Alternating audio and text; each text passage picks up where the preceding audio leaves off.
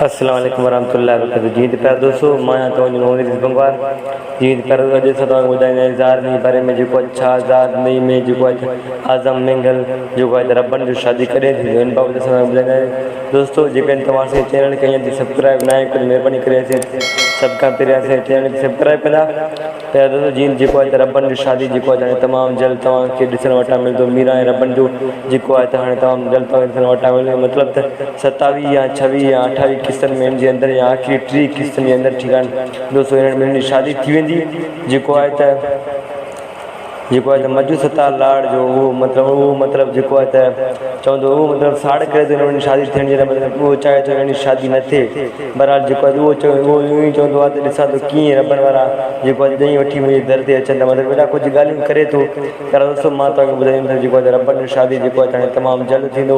मतिलबु 26, 27, 28 किस्तनि में तव्हांखे ॾिसणु वटां मिलंदो।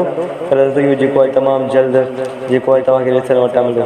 उनखां बाद जेको आहे पर दोस्तों असां तव्हांखे गुज़ारिश कंदा आहियूं त तव्हां असांजे चैनल खे सब्सक्राइब न कयो त असांजे चैनल खे ज़रूरु सब्सक्राइब कंदा। पर दोस्तों उमेदु आहे तव्हांखे वीडियो सुठो लॻो।